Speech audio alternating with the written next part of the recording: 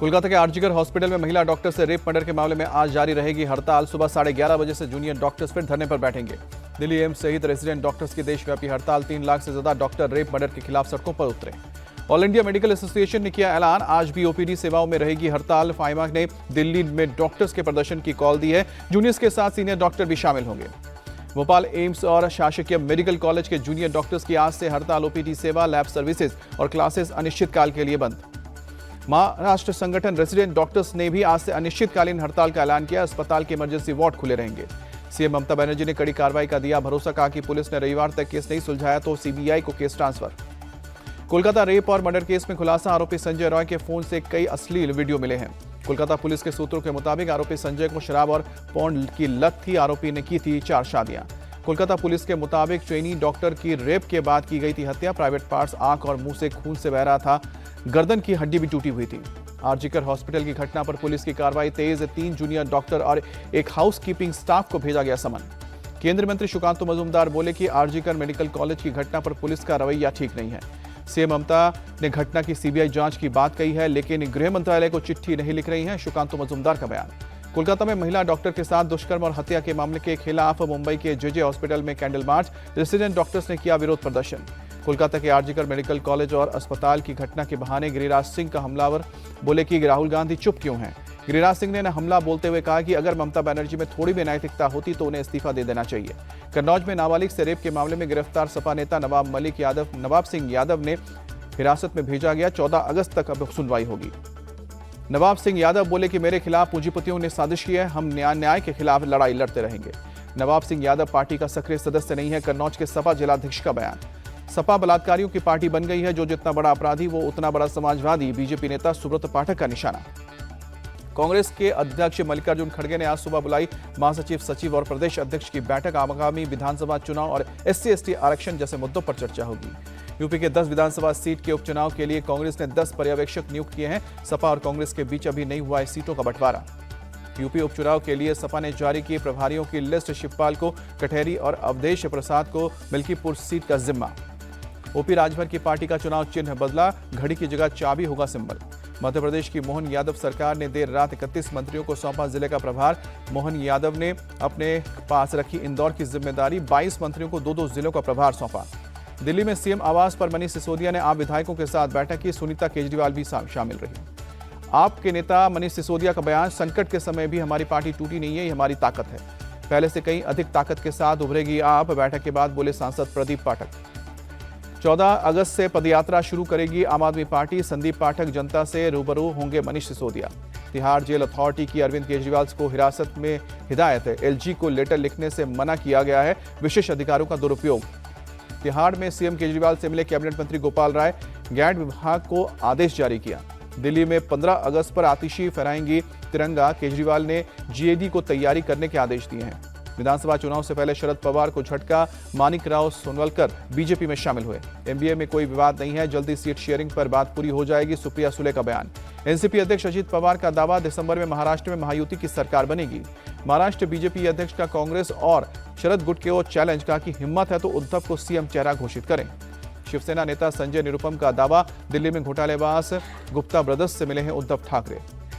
उद्धव गुट का संजय निरुपम पर पलटवार। प्रवक्ता आनंद दुबे बोले कि उन्होंने राजनीति छोड़ जासूसी करना शुरू कर दिया है।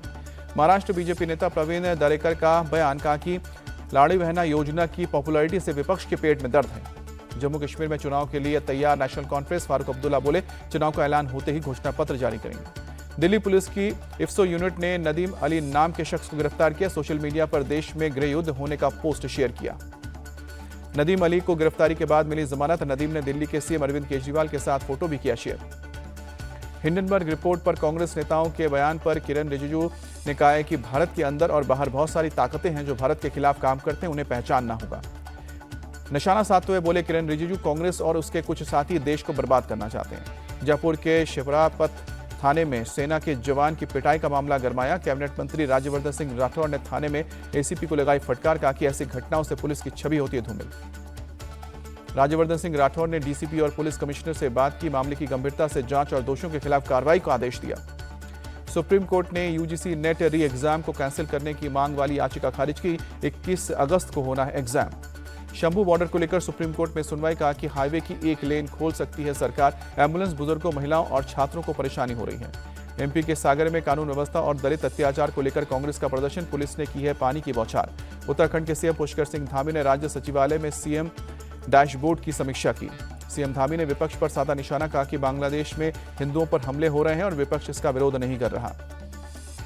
बिहार के पटना में बीपीएससी TRE 3 के शिक्षक अभ्यर्थियों का प्रोटेस्ट, पुलिस ने किया लाठीचार्ज। शिक्षक अभ्यर्थियों की मांग वो 1 कैंडिडेट 1 रिजल्ट से पहले काउंसलिंग की जाए। पुणे एयरपोर्ट पर सलीम गोल खान और नसीरुद्दीन खान अरेस्ट, फर्जी टिकट से एंट्री कर रहे थे। बंगाल के मालदा में बीएसएफ की जवाबी फायरिंग, एक बांग्लादेशी तस्कर ढेर। दिल्ली एनसीआर में बीती रात हुई तेज बारिश, आम जनजीवन प्रभावित। दिल्ली के कई इलाकों में भारी बारिश के बाद जलभराव, सड़क यातायात प्रभावित। दिल्ली के धौलाकुआं इलाके में भी हुआ जल जमाव, आने जाने वाले लोगों को हुई परेशानी। नोएडा में भी बीती रात हुई तेज बारिश, कई इलाकों में सड़कों पर पानी भरा। गाजियाबाद में बीती रात हुई बारिश से जनजीवन बेहाल, कई इलाकों में सड़कों पर जमा हुआ पानी। गुरुग्राम में हुई जोरदार बारिश, कई इलाकों में भरा पानी, लोगों को हुई दिक्कत।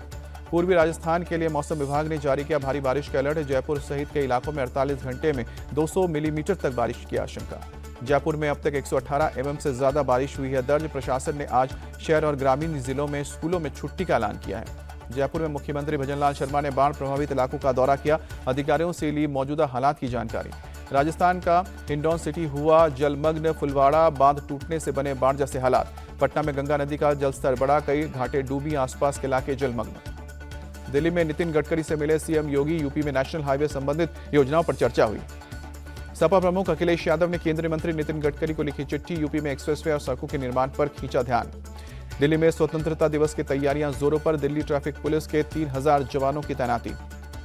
श्रीलंका में मित्र शक्ति सैन्य अभ्यास शुरू, भारत के 106 जवानों ने लिया हिस्सा, 25 अगस्त तक चलेगी ड्रिल। देश के बेस्ट कॉलेजों की लिस्ट जारी, दिल्ली यूनिवर्सिटी का हिंदू कॉलेज टॉप पर, दूसरे पायदान पर मिरांडा हाउस। हायर एजुकेशन के मामले में IIT मद्रास देश के बेस्ट इंस्टीट्यूट में चुना गया। NIRF रैंकिंग पर बोले शिक्षा मंत्री धर्मेंद्र प्रधान, देश के सभी संस्थानों को रैंकिंग में आना चाहिए। देहरादून में कवि और लोक गायक नरेंद्र सिंह नेगी के गीतों पर आधारित पुस्तक कल फिर जब सुबह होगी का विमोचन सीएम पुष्कर सिंह धामी ने विमोचन किया। सीएम पुष्कर सिंह धामी ने कहा कि मैं इस मौके पर नरेंद्र सिंह नेगी को बहुत बधाई और शुभकामनाएं देता हूं। बोले मैं उनका एक बड़ा प्रशंसक भी हूं। मौजूदा वित्त वर्ष में नेट डायरेक्ट टैक्स कलेक्शन में 22% की जबरदस्त बढ़ोतरी, 11 अगस्त तक 6,93,000 करोड़ का कलेक्शन। जुलाई में रिटेल इन्फ्लेशन रेट घटकर 3.5% पर पहुंचा, 5 साल में पहली बार RBI के टारगेट से नीचे रही है महंगाई दर।